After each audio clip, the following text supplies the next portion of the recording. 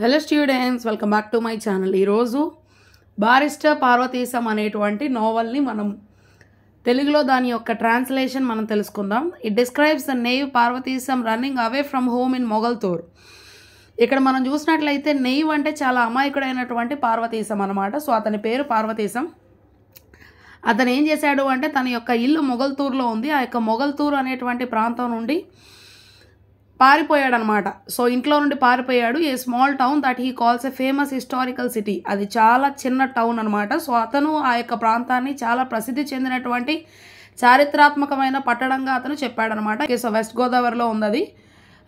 District of Andhra Pradesh. అదేంటి అంటే మన యొక్క ఆంధ్రప్రదేశ్ రాష్ట్రంలోని ఒక జిల్లా అనమాట. సో ఈ యొక్క వెస్ట్ గోదావరి అనేది. To become a barrister. Okay, so barrister అంటే ఇక్కడ లాయర్ అవ్వాలని చెప్పి అనమాట. సో ఒక న్యాయవాదిగా తనను తాను తర్ఫీదు చేసుకోవడం కోసం తన యొక్క ఇంటి నుండి అతను పారిపోయాడు. The novel depicts the troubles he faced in dealing with other languages. ఈ యొక్క నవలలో మనం చూసినట్లయితే కనుక అతను ఎన్ని సమస్యలు ఎదుర్కొన్నాడు. ఆ మొగల్తూరు ఆ ప్రాంతంలో ఉన్నటువంటి మనుషులే తెలుసు, కానీ బయట ప్రపంచం అనేటువంటిది ఎలా ఉంటుందో తెలియదు కాబట్టి చాలా కష్టాలు, రాని భాష, మనుషులు ఎలా ఉంటారో తెలియదు.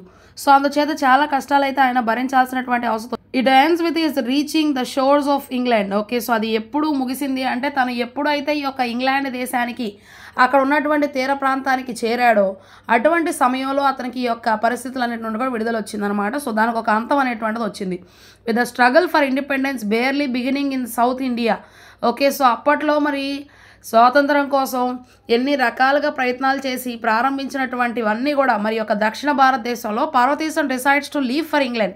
అప్పుడు పార్వతీశం ఏమనుకున్నాడు అంటే ఇంగ్లాండ్ మనం వదిలేద్దాం అని చెప్పి అనుకున్నాడు. Because his teacher and his friends taught him he thinks becoming a barrister is the only way to redeem himself.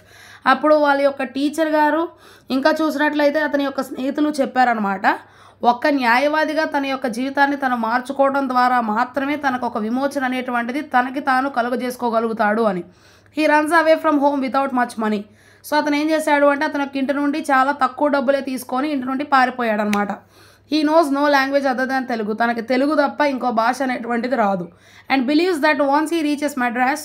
ఇంకా అతను ఏమి నమ్మాడు అంటే ఒక్కసారి మద్రాసు పట్టణానికి కనుక వెళ్తే, నౌ చెన్నై, ఇప్పుడు దాన్ని మనం చెన్నై అంటున్నాం, the capital city of then Madras state. అప్పట్లో తమిళనాడుకి రాజధాని అయినటువంటి మద్రాస్ అనమాట. He can take a ship to England.